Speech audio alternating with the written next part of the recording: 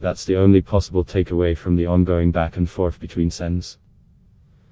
Bernie Sanders of Vermont and Elizabeth Warren of Massachusetts over whether the former told the latter that he did not believe a woman could be elected president in 2020. And the feud got worse, not better, during and after Tuesday night's Iowa debate. Asked directly about Warren's statement that Sanders had told her in a December 2018 meeting that he didn't believe a woman could win, the Vermont senator said this: "Well, as a matter of fact, I didn't say it. And I don't want to waste a whole lot of time on this, because this is what Donald Trump and maybe some of the media want.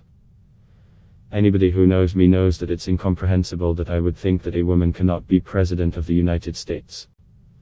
Warren was then asked what her reaction was to what Sanders had said back in 2018. "I disagreed," she said. "Bernie is my friend, and I am not here to try to fight with Bernie. But, look, this question about whether or not a woman can be president has been raised, and it's time for us to attack it head on."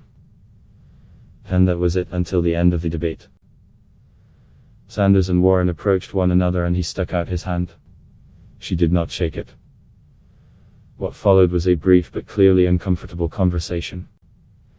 As Sanders' campaign co-chair Nina Turner put it on CNN, "I'm not sure what she said, but you can read the body language." Obviously, their conversation was not pleasant.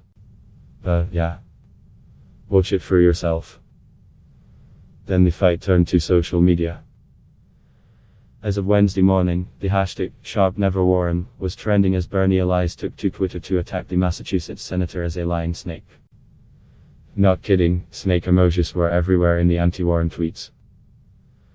"Liar, mischaracterize your friend's comments, double down, refuse to shake his hand," tweeted Kyle Kulinski, a prominent liberal and YouTube host. "Are you watching America?"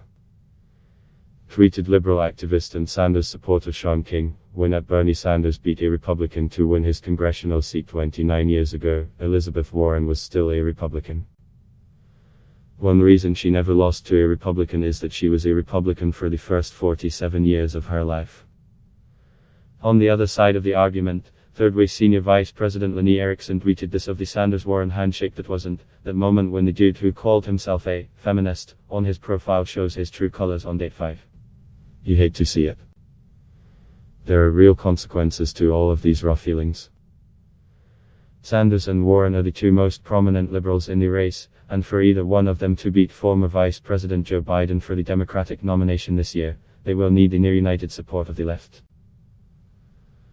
Up until a few days ago, that seemed like a very real possibility, with Warren and Sanders refusing to attack one another and their supporters, online and off, largely aiming their rhetorical fire at the likes of Biden and former South Bend, Indiana Mayor Pete Buttigieg. After Tuesday night, however, the idea of the Sanders people rallying around Warren if, after the first few primaries and caucuses, she looks like the most viable liberal candidate, now seems fanciful. And, vice versa for the Warren people being cool with the idea of Sanders as the liberal choice for 2020.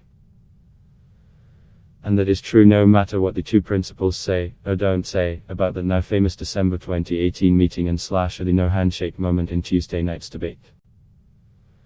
What happened Tuesday night seems likely to reverberate not just through the Iowa caucuses in 19 days' time but the broader fight over who emerges as the liberal choice and whether or not the left is willing to rally around that person.